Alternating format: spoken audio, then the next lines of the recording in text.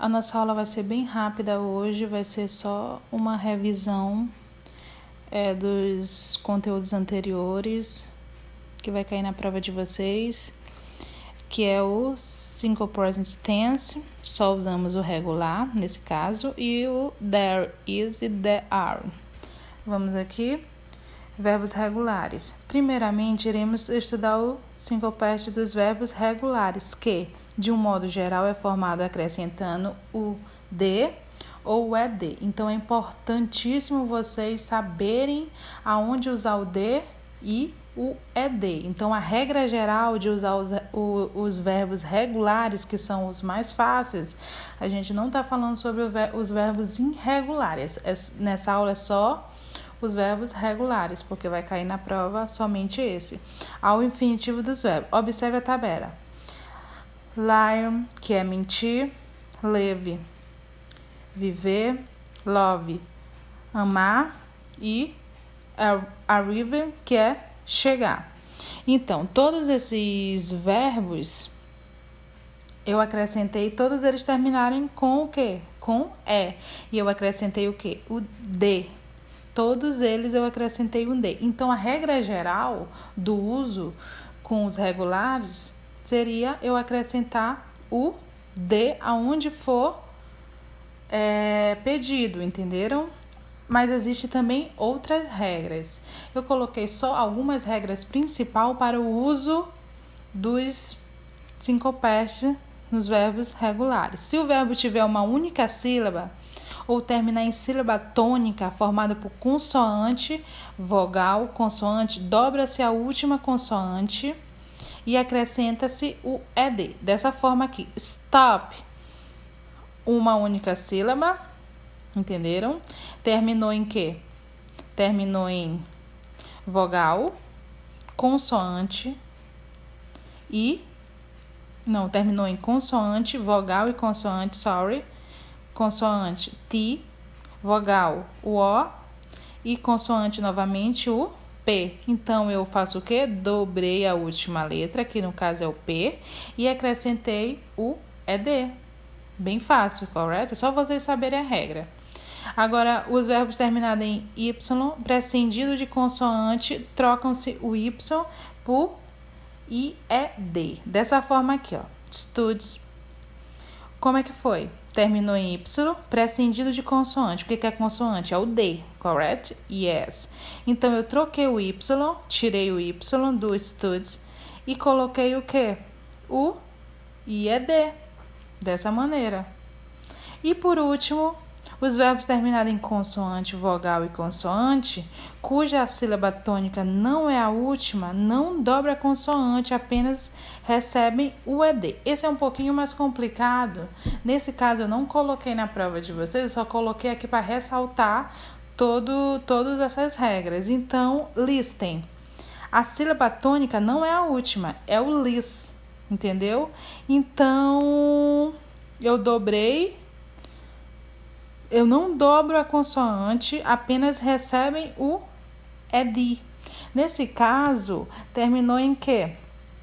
Consoante, no caso é o quê? T, vogal, o e o N, que é consoante novamente. A sílaba tônica, qual é? O lis, correct? Correct. Não a última, não dobra a consoante, apenas eu coloquei, eu não vou dobrar a última, como no caso anterior. Eu apenas coloco ED, entendeu? Porque é diferente do último caso. Mas essa, não se preocupem, não vai cair na prova de vocês, é só para ressaltar um pouquinho mais. Se concentrem mais nessa fórmula aqui, ó. Entendeu? De acrescentar aonde eu pedi o D ou acrescentar o ED, entenderam?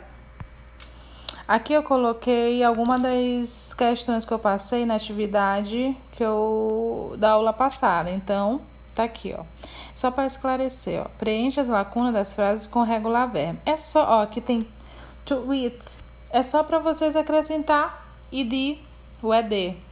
Visit, acrescenta o ED. Play, acrescenta também. Walk, é a mesma coisa. E Claro que vocês também acrescentam o ed. Só isso. Só para acrescentar nos verbos regulares. Agora, o there is e there are é bem fácil também, simples. Preste atenção. There is eu uso singular quando eu estou falando de uma coisa ou uma pessoa. E there are eu uso quando eu estou falando de várias pessoas ou várias coisas. Para isso, vocês têm que observarem se existe algum número na frase. Por exemplo, se existe three, vocês já vão saber que é plural, porque está falando de 3 coisas ou 3 pessoas. Entenderam? Vamos aqui observar melhor. A melhor forma de fazer a tradução é compreender o que significa o there is e significa também o there are, através do uso dos verbos. Os dois significam haver ou existir. Há ou existem, entendeu? É quando eu quero falar há alguma coisa ou existe alguma coisa, entenderam? Agora, exercise. Eu coloquei aqui alguns exemplos para ficar bem simples, ó. There is a girl in the classroom. Há uma menina na sala de aula. Eu coloquei aqui two girls. Não tem 2 meninas na sala. Então, eu coloquei apenas uma. Então, seria there is. É bem simples o uso. O próximo aqui, ó.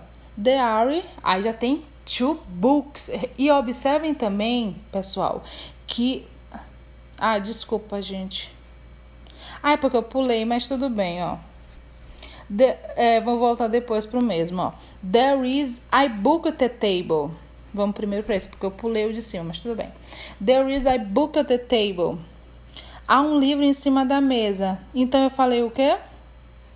Book. Eu não coloquei o Szinho no books. Não tem. Reparem que só tem book. Livro. Se tivesse books, seria livros, então seria there are. Mas como não tem o S, é book, então é there is. Há um livro, ou existe um livro, também pode ser. Agora vamos voltar porque eu pulei, ó. There are 2 boys in the car. Ó, 2 boys. 2 garotos, ou 2 meninos. Há 2 meninos no carro, então 2 boys, eu usei o quê? O there are, porque existem 2, então é plural. Próximo exemplo. There are 2 dog. Podia ser 3 dog, 4 dog, 5 dog, entendeu? 5 cachorros. Toda vez seria there are. O único que seria there is é se tivesse 1 dog, um cachorro, entendeu? Seria there is. Mas como é 2 dog, é there are. Há 2 cachorros naquela casa. Próximo. There is not a book on the table. Repare que o book também singular. Eu tô falando de um livro somente, de um livro só. Então, não há um livro em cima da mesa. Entenderam? Agora, o último exemplo. There are o quê? 30 people in the room. Então, tem 30, eu não disse one people, eu disse 30 pessoas in the room. Há 30 pessoas na sala, então, there are. Então, vamos para a regra geral.